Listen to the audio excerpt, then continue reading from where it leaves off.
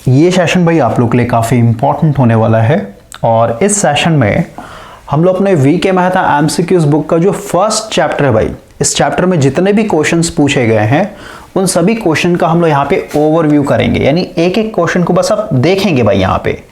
और ऐसा इसलिए करवाया जा रहा है क्योंकि भाई बहुत सारे स्टूडेंट हैं जो इस बैच में इनरोल करना चाहते हैं लेकिन बुक नहीं है भाई उनके पास, और बुक ना होने के कारण उनको आइडिया नहीं है कि भाई इस बुक में जो क्वेश्चन है उनके स्टैंडर्ड क्या है या फिर भाई किस लेवल का क्वेश्चन एक तरीके से यहाँ पे डाला गया है।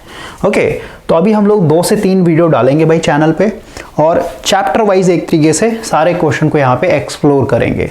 1-2 चैप्टर बेसिक इलेक्ट्रिकल का रहेगा, फिर मशीन का करवाएंगे, फिर पावर सिस्टम का करवाएंगे। और स्पेशल बैच स्टार्ट हो रहा है भाई 1 जनवरी 2025 आपका लास्ट डेट है। इसके रिगार्डिंग ऑलरेडी चैनल पे पोस्ट डाला गया था। किसके लिए बैच इंपॉर्टेंट है भाई, और एक चीज़, ये ऑलरेडी भाई रिकॉर्डेड वीडियोस मिलेंगे इसमें, यानी सारे के सारे लेक्चर्स एक तरीके से यहाँ पे बन चुके हैं। आपको भाई वेट नहीं करना पड़ेगा, सारा का सारा लेक्चर वन टाइम में आपको मिल जाएगा। फिर अपने हिसाब से भाई, जैसे 5 लेक्चर देखना है, 10 लेक्चर देखना है, किसी को भाई 15 लेक्चर देखना है, तो अपने स्टैमिना के हिसाब से आप देख सकते हैं। आपको यहाँ पे वेट नहीं करना है, ओके, क्योंकि ऑलरेडी आपके पास टाइम कम है। अभी किसके लिए इंपॉर्टेंट होता है भाई ये बैच, तो अगर भाई आपने आरआरबी जेई का एग्जाम दिया है और सीबीटी 1 में आपका 60+ स्कोर आ रहा है भाई, या फिर कहिए आपने भाई एएलपी का भी एग्जाम दिया हुआ है और एएलपी का सीबीटी 1 भी अच्छा गया हो भाई, है ना, या फिर अगर आप किसी स्टेट इलेक्ट्रिसिटी बोर्ड के जेई के लिए प्रिपरेशन कर रहे हैं भाई, जैसे आपका बिहार का आया था बीएसपीएचसीएल में, है ना, जेई का जीटीओ वाला, तो भाई इसके लिए भी आप एक तरीके से कर सकते हैं।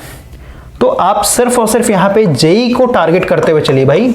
अगर आपने एएलपी का भी एग्जाम दे रखा है, टेक्नीशियन का भी दे रखा है भाई, जेई का भी दे रखा है ना, तो आप सिर्फ और सिर्फ जेई के सिलेबस को कवर कीजिए। और जेई एक बार आपने सिलेबस कवर कर लिया भाई, तो एएलपी, टेक्नीशियन, यानी इसके अंदर भी जितने भी एग्जाम्स हैं भाई वो सारे के सारे आपके कवर हो जाएंगे। उसके लिए आपको फिर एक्स्ट्रा एफर्ट नहीं डालना पड़ेगा। और यहाँ पे अगर आप बुक को ध्यान से देखते हैं भाई, तो ऑलरेडी यहाँ पे मेंशन किया गया है कि भाई बीटेक है, बी है, बीएससी है, ठीक है, बीएससी भी ग्रेजुएशन होता है भाई, बीटेक भी आपका ग्रेजुएशन होता है, ठीक है, लेकिन डिप्लोमा को भाई ग्रेजुएशन का मान्यता नहीं दिया जाता है, ठीक है, नहीं, इससे नीचे वाला एक तरीके से डिप्लोमा होता है। तो ओवरऑल समझिए कि भाई इस बुक के अंदर आपका गेट मतलब बीटेक लेवल आप मान के चलिए कि भाई बीटेक लेवल का भी क्वेश्चन है, डिप्लोमा लेवल का भी क्वेश्चन है, ओके। और किस किस के लिए इंपॉर्टेंट है भाई, तो ईएससी यानी काफी स्टैंडर्ड बुक है ये आपका, ओके। और इसमें भाई 90% जो बुक है भाई ये पूरा का पूरा न्यूमेरिकल बेस्ड एमसीक्यूज क्वेश्चन से भरा हुआ है। अगर आपको एमसीक्यूज में न्यूमेरिकल वाले पोर्शन में डर लगता है, कहीं न्यूमेरिकल क्वेश्चंस आपसे नहीं बनते हैं, सिर्फ और सिर्फ थ्योरेटिकल, जैसे मार्केट में भाई आपका एक आरके राजपूत बुक भी अवेलेबल है, तो भाई ये आरके राजपूत क्या है, एक तरीके से पूरा का पूरा थ्योरेटिकल बुक है भाई, ओके। लेकिन भाई मेरे हिसाब से आप सिर्फ थ्योरी पे कॉन्सेप्ट पकड़ कर, यानी थ्योरी को भाई सिर्फ रट लेंगे तो सीधी सी बात है भाई न्यूमेरिकल वाले पोर्शन आपके रह जाएंगे, वो बनेंगे नहीं। लेकिन आजकल क्या है, काफी स्टैंडर्ड हो रहा है भाई एग्जाम, तो आपको बेटर है कि भाई आप न्यूमेरिकल क्वेश्चंस को ज्यादा एक तरीके से सॉल्व कीजिए, क्योंकि न्यूमेरिकल क्वेश्चंस को अगर आप सॉल्व कर ले रहे हैं भाई, इसका मतलब क्या है कि भाई इस न्यूमेरिकल क्वेश्चन के कॉन्सेप्ट को एक बार आपने समझ लिया तो भाई इससे रिलेटेड जो थ्योरेटिकल क्वेश्चंस रहेंगे ना भाई वो आपके ऐसे ही बन जाएंगे। यानी आपने एक बार वीके मेहता एमसीक्यूज कर लिया तो भाई आरके राजपूत आपका ऐसे ही कवर हो जाएगा, इसको भाई देखने का भी जरूरत नहीं पड़ेगा आपको। क्लियर हो गया? तो अभी भाई हम लोग इस बुक का जो फर्स्ट चैप्टर है इस पे थोड़ा सा हम लोग बात करते हैं, किस लेवल का यहाँ पे क्वेश्चन पूछा गया भाई।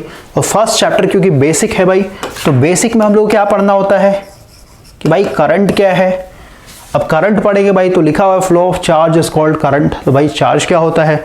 जब चार्ज पढ़ने जाएंगे भाई तो एटम को एक्सप्लोर करना पड़ेगा।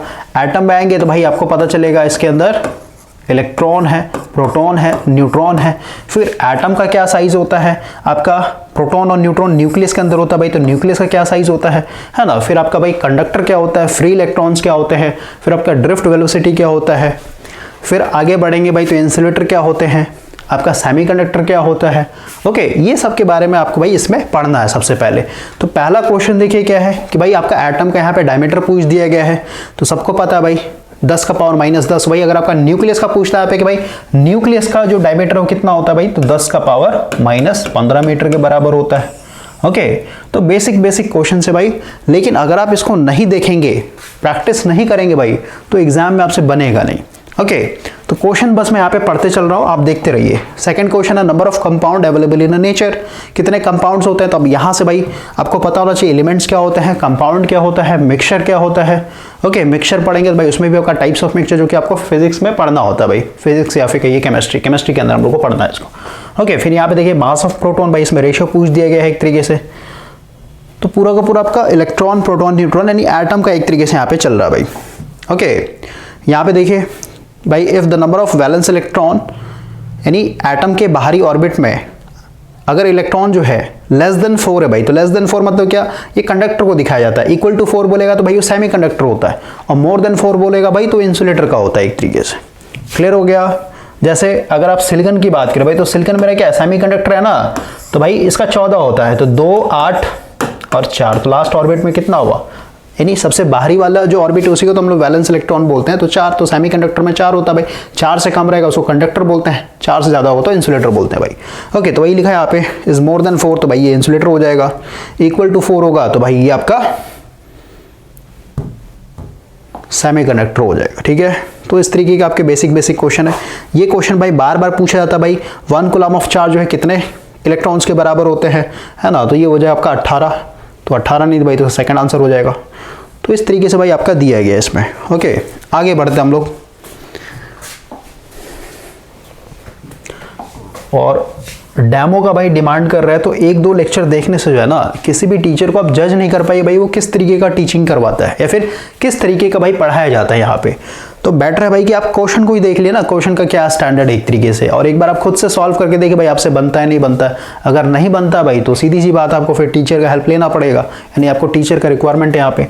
और इसमें ऐसे क्वेश्चन है भाई क्योंकि पहला चैप्टर भाई काफ़ी बेसिक है, और अगर आपका साइंस यानी जो जनरल साइंस है भाई वो अगर आपका अच्छा है तो इसमें आपका 60 क्वेश्चन जो है ऐसे ही बन जाएगा, मतलब 60+ क्वेश्चन बन जाएंगे ऐसे ही।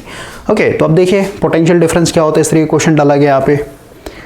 ओके जो इंपॉर्टेंट होगा भाई, अब देखिए इस तरीके के क्वेश्चन भी है, 1 billion electron pass through cross section of conductor इतना द करंट। तो भाई इस तरीके के क्वेश्चन अगर आप प्रैक्टिस करके नहीं जाएंगे भाई तो वहां पे आप सोच नहीं पाए, टाइम भी तो आपको एक तरीके से मैनेज करना है ना।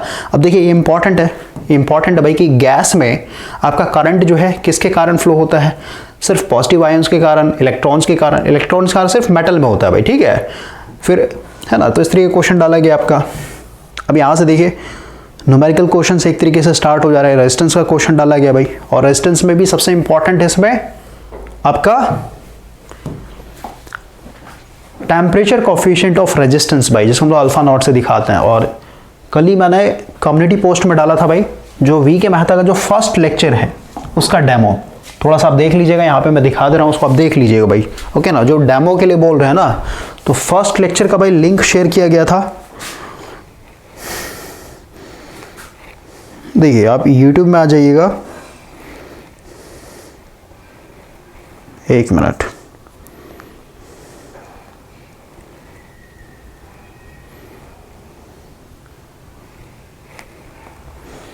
देखिए भाई आप YouTube में आ जाइएगा, उसके बाद यहाँ पे कम्युनिटी पोस्ट में आइएगा, यहाँ पे आपका फर्स्ट लेक्चर डाला गया भाई, है ना, यहाँ पे लिंक है, या फिर इस वीडियो पे क्लिक करेंगे, लिखा ना वी के मेहता एमसीक्यूज लेक्चर 1 डेमो। और स्टार्टिंग का जो भाई 1 से लेकर के 20 तक का जो लेक्चर है, यानी स्टार्टिंग के जो 20 लेक्चर्स हैं वो आपका कॉपी पेन पे बनाया गया भाई। क्यों? क्योंकि भाई लॉकडाउन चल रहा था, तो लॉकडाउन में एक तरीके से रिकॉर्ड किया गया है, फिर आपका भाई पूरा का पूरा डिजिटल लेक्चर पे बनाया, यानी स्टार्टिंग का जो है वो आपका कॉपी पेन पे है 20 लेक्चर, फिर 21वां लेक्चर से जो है आपका पूरा डिजिटल बोर्ड पे एक तरीके से मिल जाएगा आपको। ओके तो यहाँ तक हो गया भाई। आगे बढ़ते हम लोग, देखिए यहाँ से रेजिस्टेंस का क्वेश्चन एक तरीके से स्टार्ट है, फिर यहाँ पे देखिए भाई ड्रिफ्ट वेलोसिटी का क्वेश्चन पूछा गया है। फिर आगे बढ़ेंगे तो भाई अभी भी रेजिस्टेंस का ही चल रहा है। ये देखिए इस तरीके के क्वेश्चन जो भाई बनेंगे आपके RRB JEE में। ओके छोटे छोटे न्यूमेरिकल्स। फिर इंसुलेटर का क्वेश्चन डाला गया भाई, फिर यूरोका के बारे में पूछा भाई, यूरोका का टेम्परेचर कोफिशिएंट क्या होता है, जैसे मेटल का टेम्परेचर कोफिशिएंट क्या होता है, पॉजिटिव होता है, टेम्परेचर बढ़ाने से भाई हम लोग का रेजिस्टेंस बढ़ता है। इंसुलेटर का या फिर भाई आपका थर्मिस्टर ये सब होता है, उसका नेगेटिव टेम्परेचर कोफिशिएंट होता है। और कुछ ऐसे भी मटेरियल है भाई जिनके टेम्परेचर कोफिशिएंट क्या होता है, ऑलमोस्ट 0 होता है, टेम्परेचर बढ़ाइए फिर घटाइए वो कांस्टेंट रहता है भाई। ओके तो इसका ऑलमोस्ट 0 रहेगा, यानी टेम्परेचर पे डिपेंड नहीं करता इसका रेजिस्टेंस। फिर यहाँ पे देखिए भाई अगेन आपका एक न्यूमेरिकल क्वेश्चन डाला गया है। आगे बढ़ते हैं हम लोग, यहाँ पे देखिए इस तरीके के क्वेश्चन बार बार पूछता भाई कि एक मेरे पास एल्युमिनियम वायर है, इसको स्ट्रेच करके इसका डायमीटर जो है हाफ कर दिया गया है ना, तो रेजिस्टेंस कितना बढ़ेगा। ये सबसे इंपॉर्टेंट क्वेश्चन है भाई, ठीक है, ये सबसे इंपॉर्टेंट है आपका। यहाँ पे डिफरेंट लेंथ बढ़ाया जा सकता है ना, डायमीटर बढ़ाया जा सकता है, तो इस तरीके के क्वेश्चन बनते हैं। फिर यहाँ पे देखिए डायरेक्ट आपका एक न्यूमेरिकल क्वेश्चन है भाई, फिर ये क्वेश्चन है आपका न्यूमेरिकली। फिर ये देखिए भाई अभी जस्ट बताया उसी का दूसरा टाइप है कि भाई कॉपर वायर है जैसा रेजिस्टेंस R0 है, इसको खींच दिया गया है ना, उसका लेंथ जो एंड टाइम इंक्रीज हो गया है, तो भाई इसका रेजिस्टेंस क्या होगा। तो इस तरीके के क्वेश्चन भाई आपके RRB JEE में पूछे जाएंगे। ओके, और हमेशा मैंने आपको बताया भाई सिर्फ और सिर्फ अभी 5 सब्जेक्ट पे काम कीजिए, जिसमें 3 सब्जेक्ट जो है आपका कोर पेपर भाई। सबसे पहला हो गया बेसिक इलेक्ट्रिकल, ठीक है, बेसिक इलेक्ट्रिकल, और इसके अंदर नेटवर्क जो है आपका इंक्लूडेड रहेगा। फिर आपका मशीन हो गया भाई, और पावर सिस्टम हो गया। ज़्यादातर जो है वेटेज यहीं से आएंगे क्वेश्चंस। उसके बाद आपका मेजरमेंट हो गया भाई, उसके बाद फिर आपका इलेक्ट्रॉनिक्स हो गया, ठीक है। ये 5 सब्जेक्ट बस आप कर लीजिए। इलेक्ट्रॉनिक्स में भी आपका सारा भाई, ठीक है, आपका एनालॉग हो गया, डिजिटल हो गया, पावर हो गया। और इलेक्ट्रॉनिक्स में आपको ज़्यादा डेप्थ में नहीं जाना है, सिर्फ और सिर्फ आप सारे डिवाइस को, मतलब जो डिवाइस है भाई, जैसे हमारा ट्रांजिस्टर पढ़ रहे हैं, फिर डायोड पढ़ रहे हैं, तो उसका सिर्फ और सिर्फ कंस्ट्रक्शन, यानी भाई जैसे डायोड की बात करें भाई, तो इसमें क्या है, 2 टर्मिनल्स होते हैं, एनोड कैथोड होते हैं, फिर एक पीएन जंक्शन होता है ना। तो इनका कंस्ट्रक्शन क्लियर होना चाहिए और थोड़ा बहुत इसका वर्किंग प्रिंसिपल पता होना चाहिए भाई। ओके ना, जैसे थायरिस्टर पढ़ रहे हैं भाई, तो थायरिस्टर क्या करता है, वोल्टेज कंट्रोल करेगा, करंट कंट्रोल करेगा। फिर थायरिस्टर में भाई आप देखिए कि भाई उसमें कितने जंक्शन हैं, कितने टर्मिनल्स हैं, फिर कब वो ऑन होगा, कब वो ऑफ होगा, फायरिंग एंगल क्या होता है ना। तो इस तरीके से भाई सिर्फ और सिर्फ जो है ना आपको वाइड जाना है, यहाँ पे डेप्थ में नहीं जाना है, ज़्यादा डेप्थ में नहीं उतरना इलेक्ट्रॉनिक्स में। सिर्फ और सिर्फ आप वाइड रहिए कि सब चीज़ का नॉलेज होना चाहिए आपका। जितने भी डिवाइस हैं उनका भाई कंस्ट्रक्शन, यानी कितने टर्मिनल्स होते हैं, कितने जंक्शंस होते हैं, और वो किस लिए यूज़ किया जाता है भाई, करंट कंट्रोल करने के लिए, वोल्टेज कंट्रोल करने के लिए, इस तरीके से आप पढ़िए। लेकिन बाकी ये जो है ना 3 सब्जेक्ट भाई, आपका basic electrical, machine, power system, इसमें भाई आपको डेप्थ में जाना पड़ेगा। ओके, क्योंकि यहाँ से क्वेश्चंस बनेंगे और डिफरेंट क्वेश्चंस बनेंगे भाई। अगेन देखिए आपका न्यूमेरिकल क्वेश्चन है, तो एक बार आप वीडियो को पॉज करके भाई आप देख लीजिएगा आपसे इस तरीके के क्वेश्चंस बनते हैं या नहीं बनते हैं। अगर नहीं बनेंगे भाई तो फिर आपको भाई थोड़ा सा जो है ना टीचर का यहाँ पे हेल्प लेना पड़ेगा। अब देखिए यहाँ पे सारा का सारा आपका रेजिस्टेंस वाला ही है। अब यहाँ से देखिए भाई 45 नंबर से जो अभी मैंने आपको फर्स्ट लेक्चर जो लिंक शेयर किया ना भाई, उसमें देखिए यहां से नहीं टेम्परेचर कॉफिशिएंट का पूरा कॉन्सेप्ट दिया गया भाई।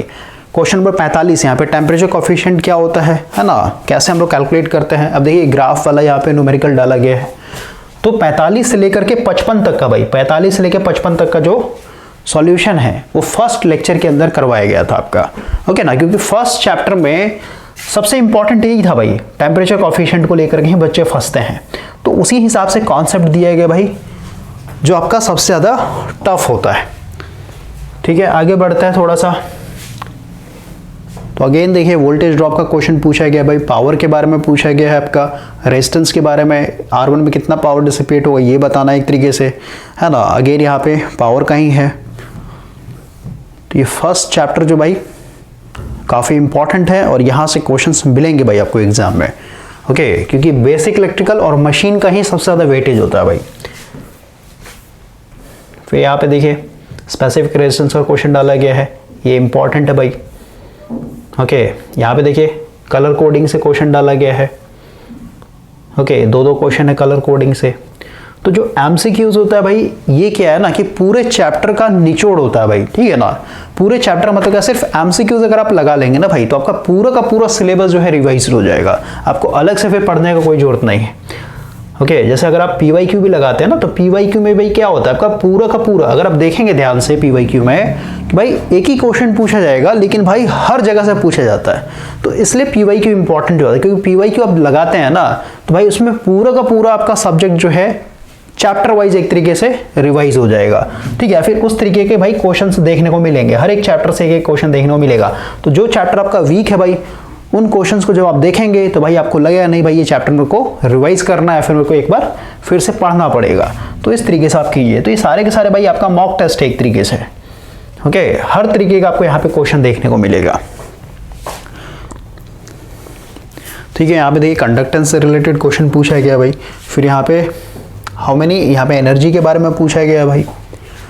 ओके, और यहाँ पे टोटल फर्स्ट चैप्टर में 100 क्वेश्चन है, ठीक है। इधर आपका पूरा पूरा न्यूमेरिकल सेक्शन है, और यहाँ पे भाई अगर चैप्टर 1 से लेकर के चैप्टर 31 तक देखते हैं तो किसी किसी चैप्टर में 100 क्वेश्चन है, किसी में भाई 120 क्वेश्चन है, किसी में 140 क्वेश्चन है, किसी में 150 क्वेश्चन है। जैसे ट्रांसफॉर्मर वाले चैप्टर में ट्रांसफॉर्मर भाई 175 क्वेश्चन डाला गया है, समझ रहे हैं। तो ओवरऑल अगर आप एवरेज लेके चलेंगे, 120 क्वेश्चन का भी अगर आप एवरेज लेके चलते हैं भाई, तो आप 120 गुना यहाँ पे 31 कर लीजिए, ठीक है। तो आपको ओवरऑल समझ में आया कितने सारे यहाँ पे क्वेश्चन एक तरीके से यहाँ पे कवर होंगे, ठीक है। 12 1 12, ठीक है। भारतीय 36 36 1 37, ठीक है भाई, और 1 0, ये वाला 0 आएगा ना, तो 3720 यानी 3700 प्लस एक तरीके से एमसीक्यूज क्वेश्चन यहाँ पे कवर होगा भाई। और अगर आप यहाँ पे एक सेट को यानी ओवरऑल मान के चलिए भाई कि हर दिन आप 100 क्वेश्चन एक तरीके से सॉल्व करते हैं, तो भाई 37 सेट हो जा रहा है आपका, 37 टेस्ट सीरीज बोलिए या फिर 37 सेट एक तरीके से यहाँ पे देखने को मिलेगा। और ये कोई नॉन टेक्निकल का तो सेट है नहीं भाई कि आपका बनते चला जाएगा, आप फंसिएगा बीच बीच में। इसीलिए भाई बीच बीच में अच्छा खासा कॉन्सेप्ट डाला गया यहाँ पे। पावर सिस्टम में पूरा पावर सिस्टम का कॉन्सेप्ट दिया गया है, मशीन में भाई पूरा सिंक्रोनस मशीन का कॉन्सेप्ट दिया गया है। बेसिक में अगर आप देखेंगे तो भाई 1 से लेकर के 16 तक पूरा बेसिक है, जिसमें चैप्टर 5 से लेकर के चैप्टर 16 तक का पूरा कॉन्सेप्ट डाला गया है भाई। ओके, तो एक बार भाई आप पॉज करके इसको देख लीजिएगा। नेक्स्ट सेशन भाई हम लोग फिर फर्दर बात करेंगे। ओके, पूरा का पूरा हो गया। तो भाई आरआरबी जेई सीबीटी 2 के लिए अगर आप अभी से नहीं लगेंगे भाई तो फिर टाइम नहीं मिलने वाला है आपको, और सिलेबस काफ़ी बड़ा है, तो इस चीज़ को थोड़ा दिमाग में रखिएगा। ओके, और अभी जो भी यूट्यूब ये सब पे चल रहा है भाई कट ऑफ को लेकर के, मेरे हिसाब से भाई वो सारा का सारा चीज़ फालतू चीज़ है, आपको भाई उसका नीड नहीं है। अभी सिर्फ और सिर्फ वही इंफॉर्मेशन गेन कीजिए जो आपके लिए भाई या फिर आपके फ्यूचर के लिए इंपॉर्टेंट हो जाता है। कट ऑफ भाई होना नहीं होना आपके हाथ में नहीं है ना, जब रिजल्ट आएगा भाई तो आपको अपने आप पता चल जाएगा आप क्यों इस पे एक तरीके से एफर्ट डाल रहे हैं। ओके, तो इस चीज़ को आप ध्यान में रखिए भाई। जो भी आजकल का जो माहौल है भाई यूट्यूब पे या फिर इंटरनेट पे, उस सबसे दूर रहिएगा, तभी जाकर के आप प्रिपेयर कर पाइए, नहीं तो फिर डिस्ट्रैक्ट होते चले जाइएगा भाई।